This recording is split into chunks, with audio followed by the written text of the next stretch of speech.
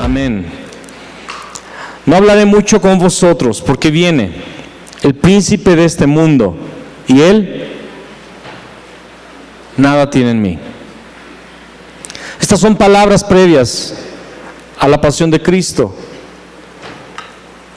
Es poco antes de subir al Calvario que Él dice esto a sus discípulos.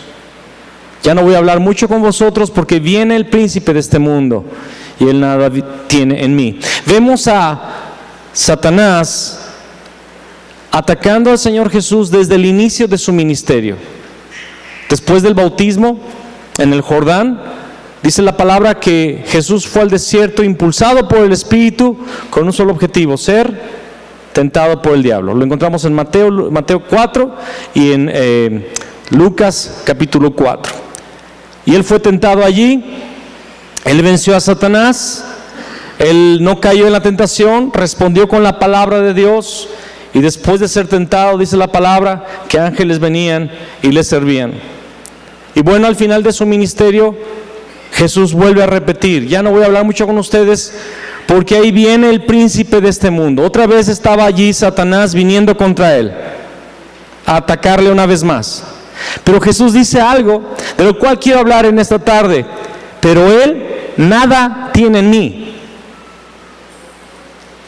Y la verdad de las cosas es que para poder vencer a nuestro enemigo, a nuestro adversario, necesitamos entender una cosa: no puede haber nada en nosotros de él. Porque si hemos permitido que algo haya sido sembrado de él en nosotros, él puede atacar. En otra versión, la versión traducción viviente, dice: él no tiene ningún poder sobre mí. Sabemos que el poder que usa Satanás es el poder de la ley, es el poder del pecado. Se convierte en el arma de Satanás, no por causa de la ley que es justa y es santa, sino por causa del pecado que habita en nosotros. Hemos estado leyendo, ¿verdad?, estos pasajes de Romanos que hablan de esto.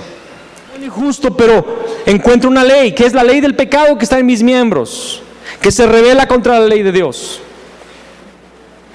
Pero Jesús, después de haber ministrado el reino de Dios a los hombres, Él puede decir: ahí viene Satanás, pero él no tiene nada en mí.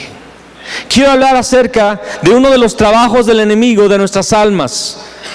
Y su obra, su trabajo es incubar en la vida del creyente. Incubar, poner algo dentro de ti. El libro de Corintios, 1 Corintios, dice que Él pone fortalezas, altivez que se levanta contra el conocimiento de Cristo. Él incuba. ¿Qué es incubar? En el campo de la medicina, incubar es el tiempo que transcurre desde la exposición a un patógeno hasta la aparición de los primeros síntomas de la enfermedad. Tal vez hay personas aquí en este momento, espero que no, pero tal vez hay personas aquí muy enfermas que todavía no se ha manifestado la enfermedad. Y la persona parece que está todo bien, parece que está todo normal, pero aquel patógeno entró y está buscando el lugar propicio. Buscan generalmente calor, humedad, para poderse comenzar a reproducir. Llega un momento en el cual ya no es aquella pequeña espora, sino que es un grande ejército que se multiplicó dentro de la persona. Y llega el momento en el cual empieza a sentir dolor, fiebre, mareos, náuseas. Así trabaja Satanás. Él incuba. Y él trabaja aún dentro de la vida del creyente. Y yo no estoy queriendo quitarte la seguridad de salvación, pero sí te estoy previniendo de algo que es una obra de Satanás en la vida de los cristianos. Y es que él introduce en tu vida fortalezas, pecados, que al principio pareciera que no hay nada de problema en aquello, pero te puede llevar a la muerte espiritual. Y quiero ver algunos ejemplos muy fuertes en la palabra que son muy claros. Quiero que vayamos a Hechos 5, por favor. Es el tiempo del apogeo del avivamiento de Hechos, el nacimiento de la iglesia primitiva. Hay mucho movimiento del poder de Dios, hay un crecimiento exponencial en la membresía de esta iglesia de Jerusalén, y llega un momento en el cual es tan fuerte la presencia de Dios que las personas empiezan a vender sus propiedades para ayudar al propio pueblo de Dios, que se encuentra en un azote económico porque hay persecución. Y dice la palabra, ¿verdad?, que hay un hombre que se llama Bernabé, que vende su propiedad, la da a los apóstoles, y es de bendición aquel dinero que él entrega. Pero aparece un matrimonio, aquí en Hechos 5, versículo 1, que dice: pero cierto hombre llamado Ananías, con Zafira su mujer, vendió una heredad y sustrajo del precio, sabiéndolo también su mujer, y trayendo solo una parte, la puso a los pies de los apóstoles. Y dijo Pedro: Ananías, ¿por qué llenó Satanás tu corazón para que mintieses al Espíritu Santo y sustrajeses del precio de la heredad? Aunque no da muchas explicaciones este pasaje, podemos entender que Ananías había prometido el total del precio por el cual iba a vender su terreno, su propiedad. No sabemos qué propiedad era, pero por el achaque que hace Pedro, podemos entender que Ananías, ¿verdad?, y Zafira su mujer habían prometido dar la totalidad de aquella venta, y lo habían prometido. Pero en el momento que Ananías recibe esta cantidad, se da cuenta que es mucho dinero, y lo que había estado incubando en su vida por bastante tiempo, que era la codicia, se manifiesta en un pecado que es peligroso, y es mentir al Espíritu Santo. El Espíritu Santo es Dios. De hecho, ese es un pasaje que lo revela, porque dice: mentiste al Espíritu Santo. Fíjate lo que dice: y dijo Pedro a Ananías: ¿por qué llenó Satanás tu corazón para que mintieses al Espíritu Santo y sustrajeses del precio de la heredad? Reteniéndola no se te quedaba a ti, y vendiéndola no estaba en tu poder. ¿Por qué pusiste esto en tu corazón? No has mentido a los hombres, sino a Dios. ¿A quién mintió? Dios. ¿Y quién es Dios? Es el Espíritu Santo. Al oír a Ananías estas palabras, cayó y expiró. Y vino un gran temor sobre todos los que lo oyeron. Aquel pecado que Ananías y Zafira habían dejado entrar, que era la codicia, desembocó en la mentira al Espíritu Santo. Y sucede lo mismo con la mujer. Escúchame, este Dios de gracia que se está manifestando en el Nuevo Testamento, la cruz ha sido... ha terminado la obra de la cruz. La gracia se ha derramado. Vivimos en el tiempo de la gracia a través de la sangre de Cristo Jesús. Pero Dios, dice la palabra, que es el mismo ayer, hoy y por los siglos. Y su nombre es temible. Y Ananías y Zafira no se dan cuenta que hay un pecado en su corazón, un pecado que los puede llevar a la muerte espiritual. Y es la codicia. Lo que no entendemos muchas veces es que hay cosas que no hemos tratado en nuestras vidas, y que Satanás no tiene prisa ni está corriendo para que eso suceda. Él sabe que está allí en ti, y que mientras tú no lo detectes, mientras tú no lo identifiques y no sea tratado por Dios en tu vida, aquello un día va a destruirte. Un pecado que incubó, un pecado que está allí guardado. Vamos a ver Hechos 8 también. Sí. Pero había un hombre llamado Simón, que antes ejercía la magia en aquella ciudad, y había engañado a la gente de Samaria, haciéndose pasar por algún grande. A este oían atentamente todos, desde el más pequeño hasta el más grande, diciendo: este es el gran poder de Dios. Y le estaban atentos porque con sus artes mágicas les había engañado mucho tiempo. Pero cuando creyeron a Felipe, que anunciaba el evangelio del reino de Dios y el nombre de Jesús Cristo, se bautizaban hombres y mujeres. Fíjate el versículo 13. También creyó Simón mismo. ¿Qué hizo Simón? Creyó. Diga conmigo, Simón también creyó. Y habiéndose, ¿qué dice allí? Bautizado. Simón cree, Simón se bautiza. Está en la iglesia. Es mi hermano en Cristo. Gloria a Dios. El que antes engañaba con artes mágicas, el que antes era usado por Satanás para engañar a las personas, ahora ha creído al Evangelio de Dios y de Jesús el Cristo. Lo está diciendo ahí literalmente. Y hasta se ha bautizado, ha confesado sus pecados públicamente, ha decidido morir al viejo hombre y resucitar a la nueva vida en Cristo Jesús. Eso es lo que está sucediendo en la vida de Simón. Estaba siempre con Felipe, Simón, un discípulo, wow, está siempre con el pastor, acompaña al pastor, a los jóvenes, a Santa Rosa, va a todos los lugares, está en la reunión del martes. Dice, estaba siempre con Felipe y viendo las señales y grandes milagros que se hacían, estaba atónito.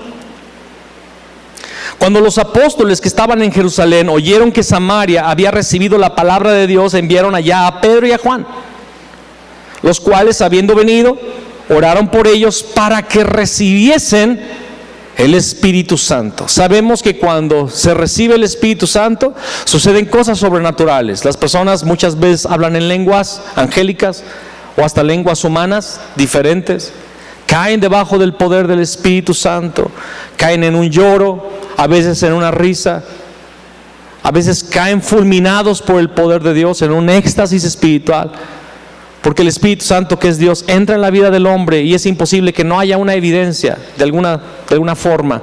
Y entonces está allí Simón viendo cómo llega Pedro, llega Juan, imponen las manos, reciben el Espíritu Santo. Dice el versículo 16, porque aún no había descendido sobre ninguno de ellos, sino que solamente habían sido bautizados en el nombre de Jesús. Entonces les imponían las manos y recibían el Espíritu Santo. Cuando vio Simón que por la imposición de las manos de los apóstoles se daba el Espíritu Santo, les ofreció dinero, diciendo, dadme también a mí este poder, para que cualquiera a quien yo impusiere las manos reciba el Espíritu Santo. Hay un pecado también de codicia que sigue incubado en la vida de Simón. Ya ha recibido el Evangelio y yo considero que el Evangelio fue predicado de forma clara y precisa. ¿Quién era Dios? ¿Quién era Jesús el Cristo? Tanto que se bautizaban. Yo considero que la predicación de Felipe no fue una predicación diluida, no fue una predicación equivocada, de tal modo que la gente estaba creyendo. Pero el problema no fue el Evangelio que escuchó Simón, el problema era un pecado que estaba incubado aún en su corazón, que estaba allí latente, que no había tratado. Y cuando ve que reciben el Espíritu Santo las personas y ve las manifestaciones de ese poder de Dios, él dice, saca su cartera, les dice, ¿cuánto me venden esa unción? Porque yo quiero que cuando yo también lo haga, la gente reciba el Espíritu Santo. Ahora, ¿con qué fin estaba queriendo comprar ese don? Con el fin de seguir en el negocio de un arte mágica. Y el día de hoy hay muchas personas con una falsa unción, ministrando también un espíritu diferente, como dice 2 Corintios 11, predicando a un Jesús diferente, predicando un evangelio diferente, que su objetivo es ganar dinero a través del evangelio. Aquí vemos uno de los primeros, solo que le tocó a Pedro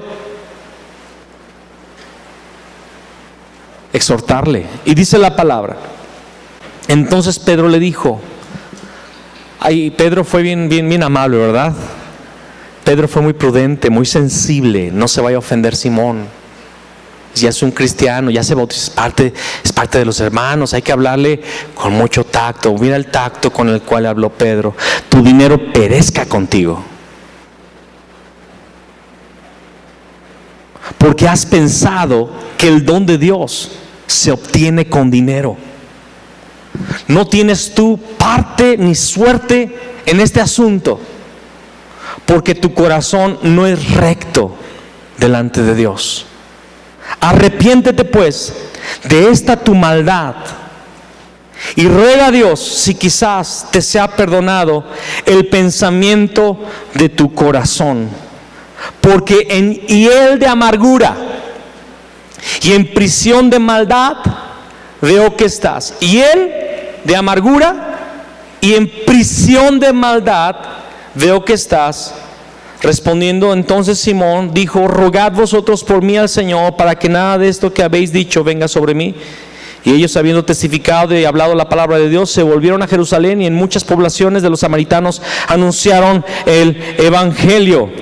Este versículo 23 lo quiero repetir: arrepiéntete pues de esta tu maldad y ruega a Dios si quizá te sea perdonado el pensamiento de tu corazón, porque en hiel de amargura, este es el 23, porque en hiel de amargura y en prisión de maldad veo que estás. ¿A qué se refiere Pedro cuando dice hiel de amargura y prisión de maldad? La versión Traducción Viviente lo traduce así: porque puedo ver que estás lleno de una profunda envidia y que el pecado te tiene cautivo. Una vez más vemos que aunque había escuchado el evangelio, Satanás tenía una fortaleza en su vida a manera de incubación, no sé si se dice así, y estaba allí aún ese pecado incubado, operando en la vida de Simón. Pedro le exhorta de forma fuerte y contundente, y vemos que Simón por lo menos dice: oren por mí. Porque Pedro le exhorta a arrepentirse, porque la respuesta para el pecado es el arrepentimiento. La respuesta para ese incubo, no sé si es así como se debe de decir, pero la respuesta para esa fortaleza que Satanás tal vez sembró en tu corazón y que tú no habías detectado, es el arrepentimiento. Y por eso nos debemos acercar a Dios, porque en la presencia de Dios todas las cosas empiezan a manifestarse.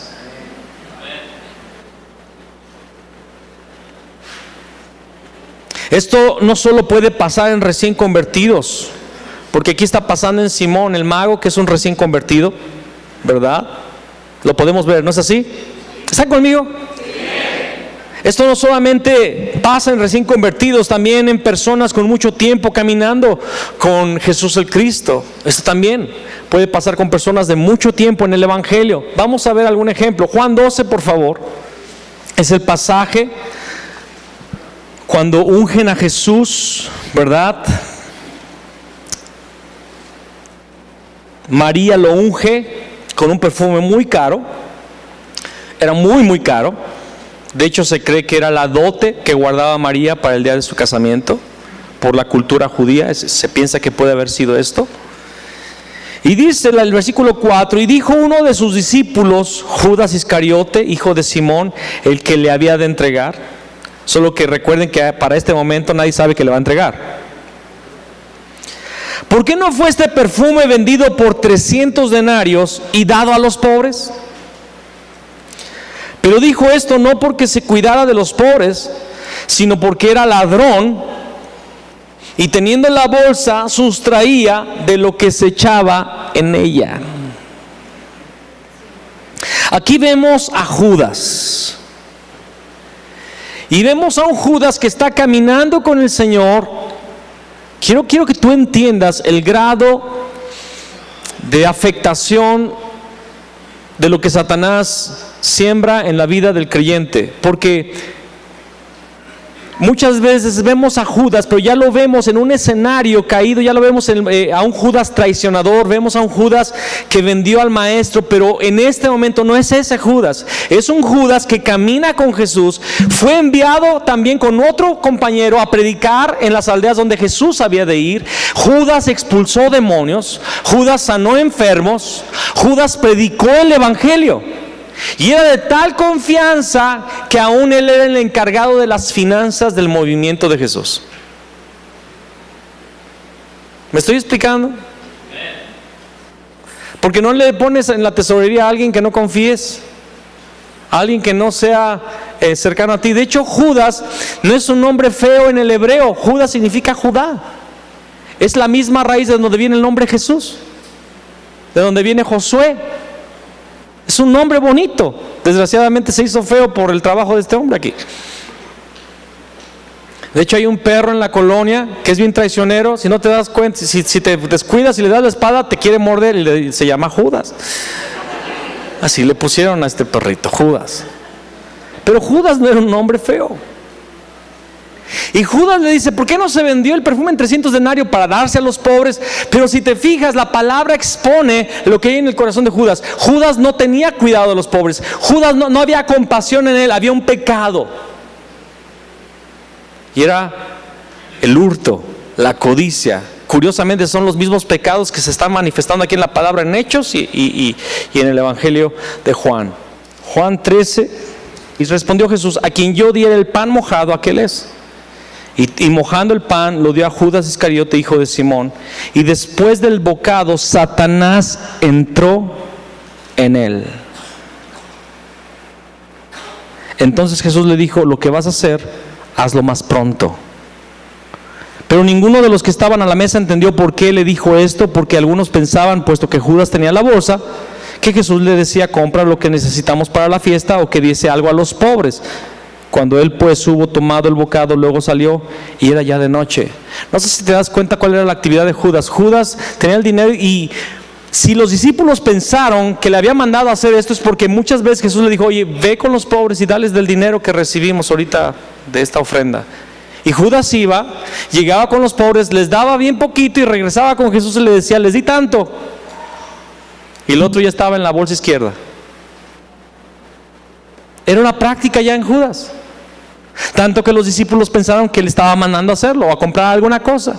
Pero Judas salió de aquel lugar, y curiosamente dice: ya era ya noche. Él entró en unas tinieblas profundas, porque Satanás entró. Ese incubo floreció, se manifestó, y Satanás llenó. Es una pequeña puerta, es un pequeño lugar que Satanás deja allí para poder abrir totalmente la puerta de tu corazón y un día entrar, como lo hizo con Judas. Mira 2 Timoteo 4. Procura venir pronto a verme, porque Demas me ha desamparado, amando este mundo, y se ha ido. Demas me ha ¿qué? Desamparado, amando este mundo, y se ha ido a Tesalónica, y Crescente fue a Galacia, y Tito a Dalmacia. Pablo, que está en este momento en sus prisiones, le dice a Timoteo: ven a verme, porque el que estaba conmigo y me acompañaba, me ha dejado desamparado, amando el mundo. Ahora, Demas era un colaborador de Pablo. En Colosenses 4:14 y Filemón, versículo 24, encontramos que Pablo envía un saludo a esas iglesias que estaban en aquel lugar, y dice: fulano y Demas, mis colaboradores, les saludan. Demas era parte del equipo de Pablo, un colaborador. Ahora, ¿quién hubiera querido ser un discípulo de Pablo? ¿Cómo lo fue Demas? ¿A quién no le hubiera gustado ser discipulado por Pablo? Demas es un discípulo de Pablo, Demas es un colaborador de Pablo, pero al final, Demas ama más al mundo. Y ese es el problema, mis amados, es la forma en la que Satanás incuba en nuestras vidas por el amor al mundo. Nosotros debemos entender que los que hemos creído ya no somos de este mundo. Por eso nos tratan como alienígenas.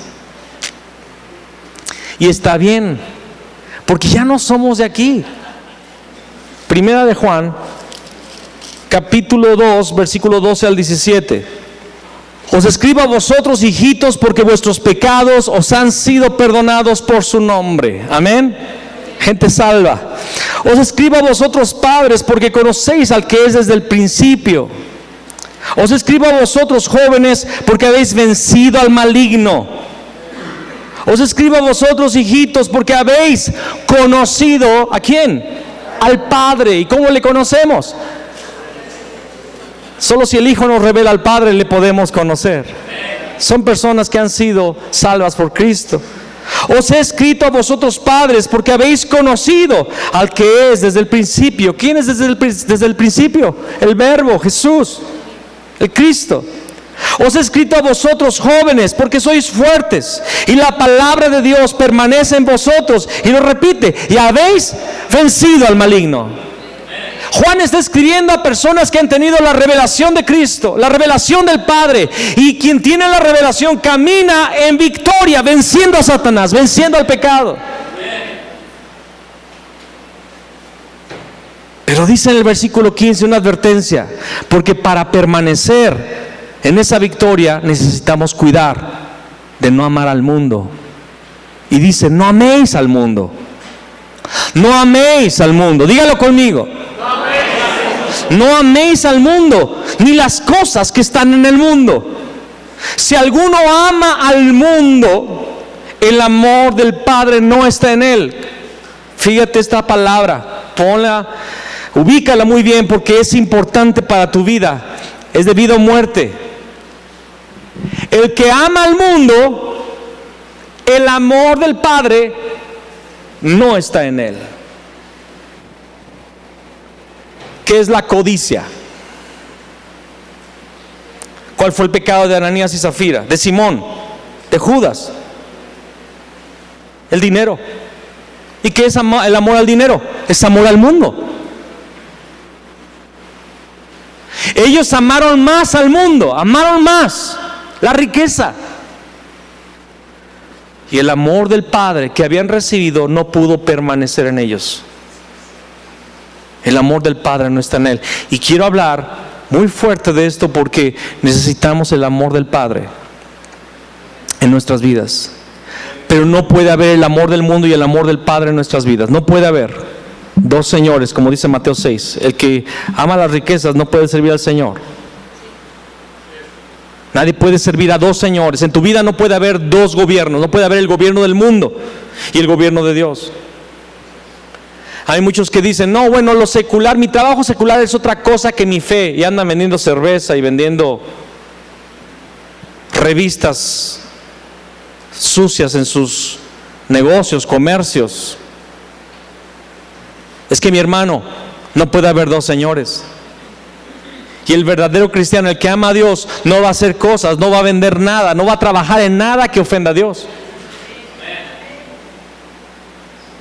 Porque el amor del Padre está en él.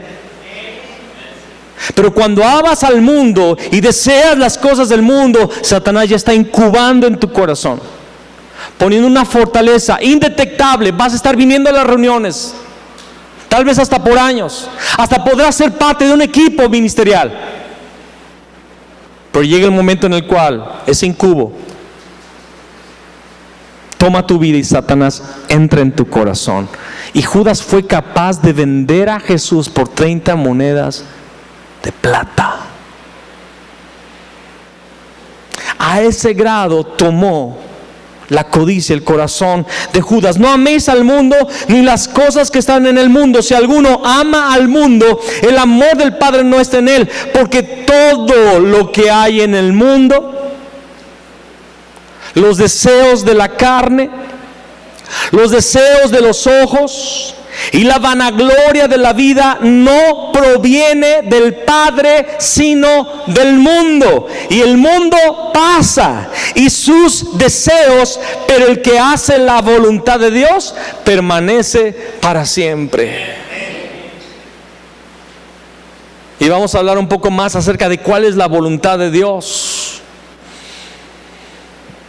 Aquí vemos de forma muy clara que se vence a Satanás siendo llenos del amor del Padre. Si estás escribiendo, escríbelo, porque se vence a Satanás con mucho ayuno, con mucha oración. Eso es parte, hermano, pero se vence a Satanás si somos llenos del amor del Padre. Damos lugar al diablo con los deseos de la carne, con los deseos de los ojos y con la vanagloria de la vida.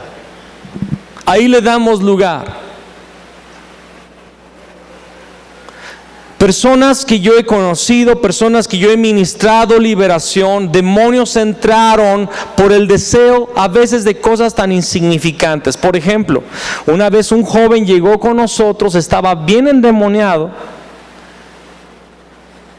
Y en el momento que empecé a reprender a este demonio, se manifiesta el espíritu inmundo y empieza a hablar. La persona, aquel joven de nuestra iglesia, estaba perdido en el subconsciente y el demonio tomó la voz, la garganta, la boca de este joven y empezó a hablar. Y entonces le empecé a decir: ¿por qué entraste en su vida? Dímelo en el nombre de Cristo Jesús. Ahora, no siempre se entrevistan los demonios, porque Satanás es mentiroso y padre de mentira. Pero hay veces que si el Espíritu te dirige a hacer una investigación, lo puedes hacer. Después les explico más esto si alguien quiere más explicación, pero no es el tema. Le pregunté: ¿cómo es que entraste? Es que él está muy enamorado de una mujer, y esa mujer no le correspondió. Eso hirió su corazón. Él está amargado y él está ofuscado y él quiere a fuerzas esa relación. Le dije al espíritu inmundo: cállate, ahora quiero hablar con él. Él volvió al consciente. Le dije: oye, ¿está pasando esto en tu vida? Y empezó a llorar. Sí, es que aquel. Y empezó el violín a tocar ahí. Estaba muy enamorado. No era amor, era pasión, era algo carnal. No era del Espíritu Santo, era una concupiscencia de la carne. Satanás había entrado por ese hoyo. En alguna ocasión leí en un libro de un joven que se endemonió por su amor a un coche viejito que él levantó. Era algo así como un Mustang, y como era muy pobre, él con sus ahorros pudo comprar un coche, lo pintó, lo arregló y salía a la calle, y él se sentía el dueño del mundo por estar en ese Mustang. Pero llegó a idolatrar ese Mustang, llegó a amarlo tanto que llegó a endemoniarse. Ahora no hay demonio de coche. No existe el demonio de coche. ¿Y quién eres tú? Soy una llanta. No. Soy un mofle. No. Estoy hablando de espíritus inmundos que entran a través del deseo inicuo que se llama concupiscencia. Y le dijo el pastor a este joven: renuncia a esa pasión, a ese amor. La verdad es que este joven había encontrado su identidad y su valor en un objeto. Cuando él renuncia, se va a ese espíritu inmundo, y él tuvo que vender ese coche para deshacerse de ese contacto con una concupiscencia, renunciar a algo de este mundo. ¿Estoy siendo claro? Satanás va a buscar cualquier brecha en tu vida, sea económica, sea emocional, sea espiritual aún.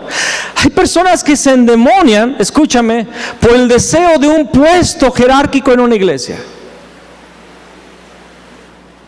Conocimos de personas que por un espíritu de inferioridad, de complejo, de rechazo en su vida, que siempre habían batallado, encontraron su definición, encontraron su expresión, su reconocimiento en una posición jerárquica en la iglesia, o en una jerarquía. Posición jerárquica es redundancia, en una jerarquía dentro de la iglesia, y empezaron a obrar en algún ministerio, pero en realidad no lo hacían por amor a Dios, no lo hacían realmente por compasión, lo hacían por encontrar un valor.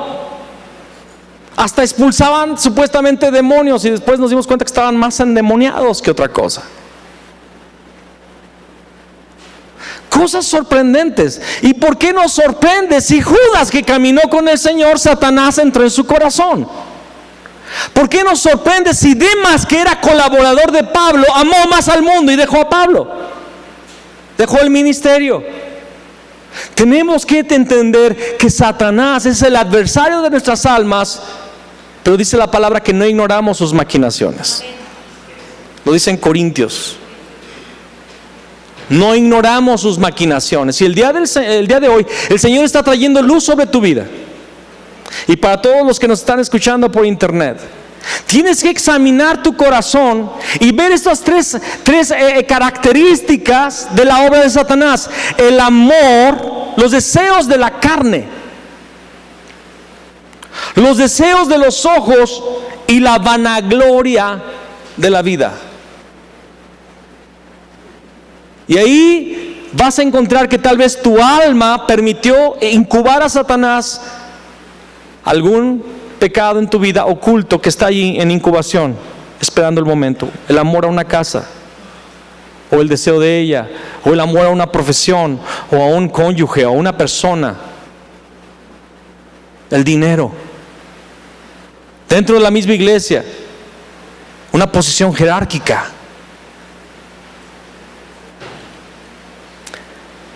Y ¿sabes qué? Te quiero decir algo más. Todo esto, el mundo opera tanto en las personas de fuera como dentro de los creyentes. Satanás incuba por causa de algo que no se ha vencido todavía, y es el temor. Dice Hebreos capítulo 2, 14 y 15 que por el temor, no voy a decirlo el versículo completo, solamente quiero dar el punto, por el temor están sujetos a servidumbre. ¿Temor de qué? Por ejemplo, de no ser aceptados. Y ahí andas haciendo lo que el mundo hace. Temor a no ser reconocido. Todo temor, escucha lo que estoy diciendo porque eso es muy importante, es clave. El temor actúa por la falta de el amor. Porque nacimos, escúchame, fuimos creados para andar en el amor. El amor del Padre. Adán y Eva tenían el encuentro con el Padre todos los días al cambio del aire del día. Había comunión, como yo te he platicado. Cuando yo regresaba de un viaje y mis hijos me escuchaban llegar, ellos gritaban papá, porque ellos fueron creados. De hecho, ese sentimiento que te tenían hacia su papá físico en realidad es la expresión del deseo que tiene el hombre de la relación con el Padre Celestial. Los papás físicos somos una representación terrena de lo que es el Padre. Por eso cuando alguien nos dice algo ofensivo no nos importa, pero cuando tu papá te ofendió y te dolió, rompió con una estructura emocional. Porque estamos buscando el amor. Cuando no recibimos ese amor, muchas personas son huérfanas, muchas personas son abandonadas, tus papás se divorciaron, no tuviste esa relación. O el cónyuge, sea mujer, sea hombre, te decepcionó. Tú esperabas que él fuera la respuesta para ese vacío que tú tenías, pero al contrario se convirtió en un agresor. Aquel que te besaba y te decía qué bonita estabas, ahora te golpea. Y empieza un vacío. El vacío que tenías se hace más grande porque fuiste creado para ser lleno del amor. Pero por el temor a no recibir ese amor, se busca al mundo a través del dinero, a través del deseo de la carne, del deseo de los ojos, de la vanagloria de la vida. Y muchos cristianos aún operan en el temor. ¿Por qué Ananías y Zafira vendieron la propiedad si en realidad no querían dar el dinero? Ellos vieron que Bernabé dio y que fue reconocido, y ellos quisieron ese lugar también, que me reconozcan, ser parte del movimiento, que vean que soy generoso. No lo hacían por amor, lo hacían por un lugar. Simón el mago, ¿por qué quiso comprar el don? Para ser alguien igual a Felipe o a Pedro y ser reconocido en Samaria igual que ellos. ¿Por qué Demas desamparó a Pablo? Porque Pablo ya estaba en la cárcel, no era tan popular ser seguidor de Pablo. ¿Por qué Judas traicionó a Jesús? Porque amó el dinero. Amó el dinero. ¿Estoy dándome a entender? Ahora vamos a ver un capítulo que tal vez has leído muchísimo, y es la oración de nuestro Señor Jesús antes de morir. Y lo precioso de esta oración es que vemos el tipo de diálogo que hay entre el Hijo y el Padre, el tipo de relación tan hermosa que hay entre Jesús el Cristo y el Padre. Pero en esa oración de amistad, de amor, de comunión entre Jesús, no lo vamos a leer todo. Quiero que lo leas en tu casa y que lo leas analizándolo versículo por versículo. En esa oración, Jesús nos ama tanto que empieza a hablar de nosotros y empieza a orar por nosotros. Y mira lo que Él pide al Padre para sus hermanos. Vamos a Juan, capítulo 17. Dice Jesús en el versículo 20: mas no ruego solamente por estos, hablando de los discípulos, no ruego solamente por estos, sino también por los que han de creer en mí por la palabra de ellos. ¿Cuántos han creído en Jesús el Cristo por la palabra de ellos? ¿Solamente ustedes? ¿Y los demás no? ¿Cuántos han creído en Jesús el Cristo por la palabra de ellos? No oro solamente por ellos, sino por los que han de creer por la palabra de ellos. Y aquí estamos todos nosotros. Estaba orando por mí. Estaba orando por Fabián Zacarías Mendoza.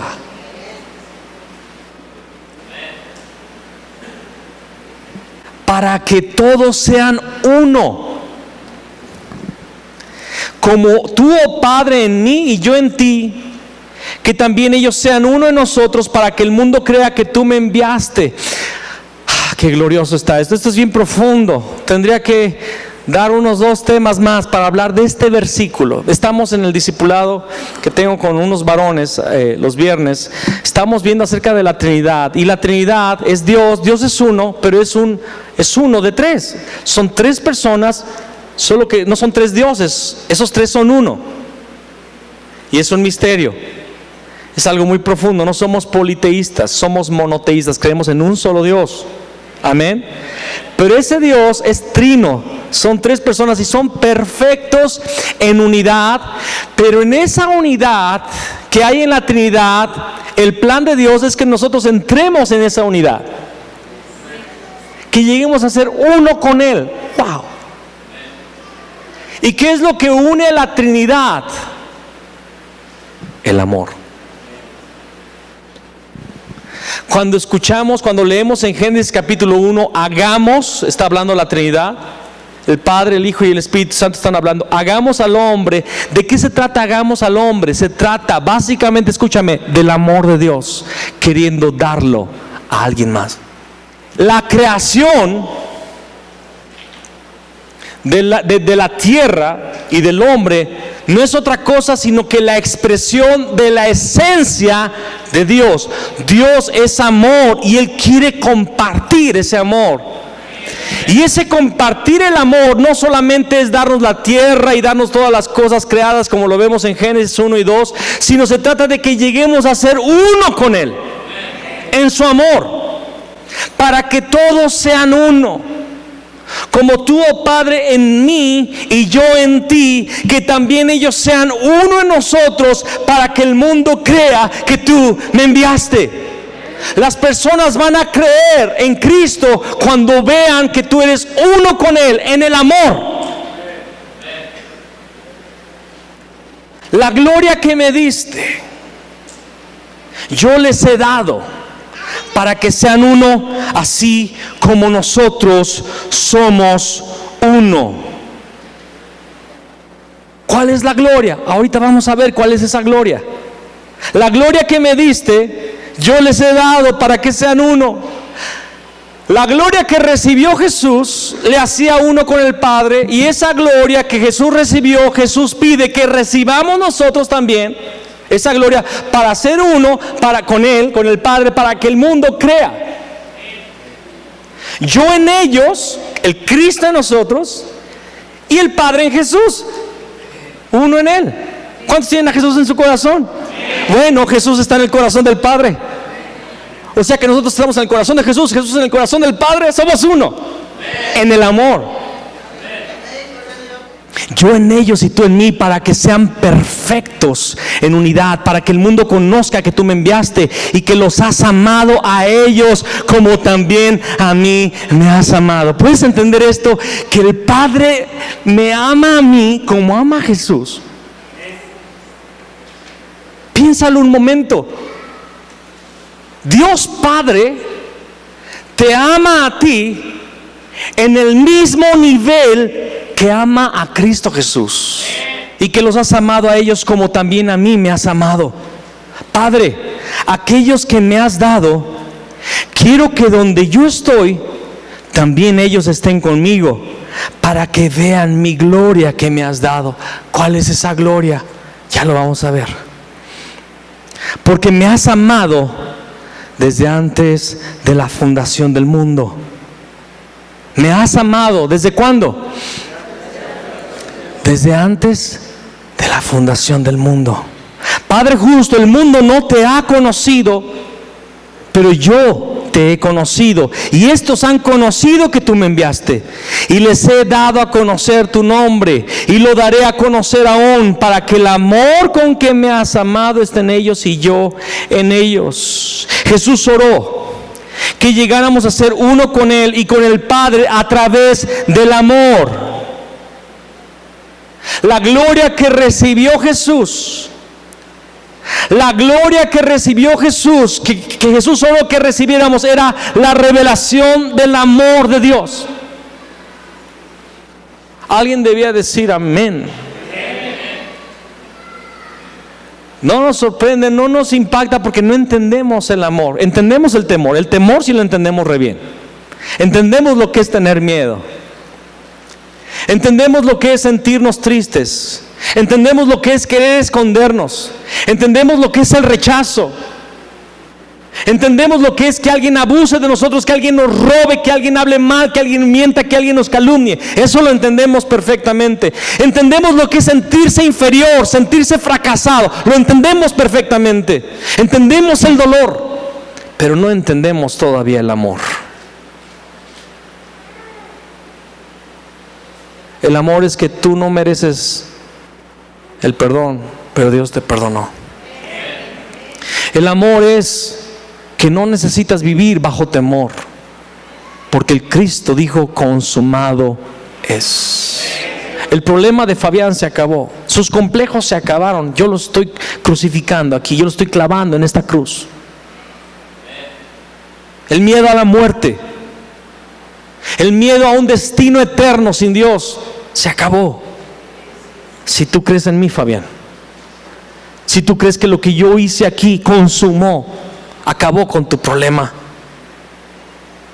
Y les he dado a conocer tu nombre y lo daré a conocer aún, para que el amor con que me has amado esté en ellos y yo en ellos. El amor, el amor. Vamos a Juan 14. Juan 14, 20, 21 y 23 dice: en aquel día vosotros conoceréis que yo estoy en mi Padre, y vosotros en mí, y yo en vosotros. El que tiene mis mandamientos y los guarda, ese es el que me ama. Y el que me ama será amado por mi Padre, y yo le amaré y me manifestaré a él. Revelación. Respondió Jesús, versículo 23, y les dijo: el que me ama, mi palabra guardará, y mi Padre le amará, y vendremos a él y haremos morada en él. ¿Qué es esto? Emmanuel, Dios con nosotros. No solamente un estado de salvación, escúchame, no solamente un estado de salvación, es el estado de salvación, pero el estado de salvación es una vida de amor, lleno del amor, libre del temor, libre de complejos, libre de las ataduras del mundo, libres del pecado, libres de Satanás. Y después de este versículo encontramos el versículo 30. No hablaré ya mucho con vosotros, porque viene el príncipe de este mundo, él nada tiene en mí. Satanás no encontró lugar en Jesús, porque Jesús estaba lleno del amor del Padre.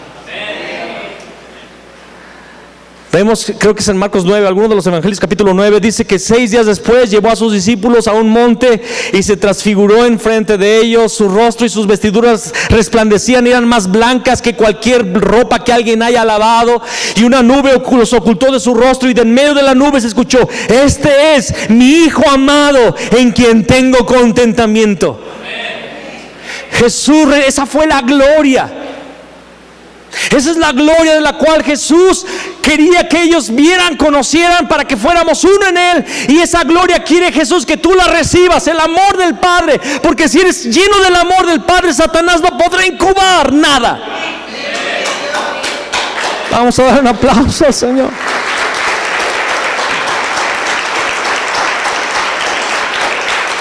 Ahí viene el príncipe de este mundo, él no nada tiene en mí, la otra versión, él no tiene poder sobre mí, porque estoy lleno del amor, sé que me ama el Padre. Y aunque voy a la cruz, no le tengo miedo a la cruz. De hecho, cuando iban camino a la cruz, dice la palabra que sus discípulos se asustaron, porque él caminaba con fuerza y rápido y se les adelantaba. Jesús quería llegar a la cruz porque amaba al Padre, porque estaba lleno del amor del Padre. Por eso no respondió. El propio Pilato se sorprendió. No le respondes, no ves con qué graves acusaciones te acusan. Y Jesús no respondía. Porque estaba lleno del amor del Padre. Sabía que tenía que hacer algo misterioso, algo que nadie entendía. Primera de Corintios capítulo 2 dice que si esa sabiduría lo hubieran entendido los poderosos de este siglo y los que se aniquilan, no hubieran crucificado nunca al Señor de gloria, porque aquella muerte que parecía la derrota era la victoria de los siglos. Él sabía que iba a morir, pero que el Padre le habría de resucitar, porque Él era el Hijo amado. Juan 15, 9 al 11. Juan 15, 9 al 11. Como el Padre me ha amado, así también yo os he amado. Permaneced en mi amor. Permaneced en mi amor. Si guardareis mis mandamientos, permaneceréis en mi amor, así como yo he guardado los mandamientos de mi Padre y permanezco en su amor. Estas cosas os he hablado para que mi gozo esté en vosotros y vuestro gozo sea cumplido. ¿Cómo podemos permanecer en el amor de Cristo? Permaneciendo en su voluntad, amén. Permaneciendo, guardando sus mandamientos. ¿Cuáles son sus mandamientos? El mandamiento, la voluntad del Padre es que creamos que Jesús es el Cristo. Que realmente creamos que Él sí, como Rey, destruyó a Satanás, y que Satanás no nos puede hacer nada si el Rey vive en nosotros. Que Él realmente quitó mi pecado, porque es el sacerdote celestial. Él realmente abrió el camino y ya no estoy enemistado. Dios no está enemistado más conmigo. Ahora tengo acceso al Padre a través de Cristo. Estas cosas os he hablado para que mi gozo esté en vosotros. Versículo 9 dice: como el Padre me ha amado, así también yo os he amado. Permaneced en mi amor. Hermanos, la clave está en permanecer en el amor. Esa es nuestra gloria, ese es nuestro triunfo, ser llenos del amor del Padre. Mira lo que dice Lucas 7. Jesús explica una parábola, una historia, y después la puedes estudiar en casa, de dos deudores. Uno debía una cantidad exorbitante que nunca podría pagar, y otro debía poco menos, y a ambos le fue perdonada la deuda. Y la pregunta que Jesús le dice a Simón, le dice: ¿quién crees que ame más? Y él responde: creo que a quien se perdonó más es el que más ama. Y Jesús le dice a Simón: mira, yo entré a tu casa, no me diste ni un beso. Esta mujer no cesa de besar mis pies. No lavaste mis pies, pero esta con sus lágrimas ha estado bañando mis pies. No me ungiste con perfume, con aceite, y está ungido mis pies. Y dice el versículo 47: por lo cual te digo que sus muchos pecados le son perdonados. ¿Por qué fueron perdonados sus pecados? Porque amó mucho. Mas aquel a quien se le perdona poco, poco ama. Aquel a quien se le perdona poco, poco ama. Pero quiero decirte algo para que no caigas en la trampa que yo caí en el pasado. Si no se entiende bien este pasaje, la situación es que en la parábola de los dos deudores, independientemente de lo que debían, ambos iban a ir al castigo. Entonces el problema no es qué tan pecador seas. El problema es que tú no entiendas que independientemente de cuán grande o cuán pequeño sea tu pecado, merecías el castigo eterno, y Dios aún así te amó. El problema es que las personas que realmente pecaron mucho y se aventaron de cabeza sobre el lodo del pecado, y un día el Señor las salva, esas personas drogadictas, esas personas que fueron prostitutas, asesinos, gente de lo peor, cuando llega a Cristo y son perdonados de su pecado, ellos llegan a amar al Señor de una forma increíble. porque de alguna forma entienden que realmente iban a morir en sus pecados y que iban a ir a una eternidad de juicio. Pero los que vestíamos todos los días, estábamos bien bañaditos, bien limpiecitos, y nuestro pecado fue que un día me robé un chicle de la tienda. Venimos a la iglesia y escuchamos de la cruz y escuchamos del sacrificio de la cruz y que Él perdona nuestros pecados, y decimos, bueno, sí me perdonó, pero yo no era tan pecador. Yo sí merezco el amor de Dios. Y amamos poco. El problema de amar poco es que abre una puerta a Satanás y él incuba, porque no te llenaste del amor. Para permanecer en su amor, necesitamos entender la dimensión del perdón de Jesús a nuestras vidas. Para poder entender el amor de Dios por nosotros, necesitas entender la dimensión del perdón. Él fue a la cruz por tus pecados. No me importa si no fuiste asesino, no me importa si no fuiste una prostituta, no me importa si no fuiste un ladrón, no me importa si nunca has hecho nada moral o éticamente asustador. Tú naciste en pecado. Y tu pecado era grosero y arbitrario delante de Dios, porque el pecado es seguir nuestros propios caminos y no pedir la gracia de Dios. El pecado es estar alejado de Dios. Vivíamos sin Dios en el mundo, dice la palabra, y Él nos dio vida a vosotros cuando estabais muertos. Todos estábamos muertos en nuestros delitos y pecados, en los cuales anduvisteis en otro tiempo conforme al príncipe dice, siguiendo las corrientes de este mundo, conforme al príncipe de la potestad del aire, el espíritu que ahora opera en los hijos de desobediencia. Todos vivíamos en desobediencia, todos merecíamos el juicio y el castigo de Dios, y Jesús subió a la cruz para perdonar tus pecados, porque Él te amó con amor eterno. Y cuando lleguemos a entender la dimensión de ese amor, oh, si Simón el fariseo hubiera entendido quién estaba allí, tal vez él ni le hubiera dejado lugar a esa mujer. Él ya estaría limpiando sus pies, lavándolos y besando su rostro y diciéndole, Jesús, tú eres mi Salvador, tú eres mi Dios, yo necesito tu perdón, yo soy pecador, yo me voy a ir al infierno sin ti. Pero Simón se creía justo, se creía santo, se creía buena persona, y perdió su oportunidad.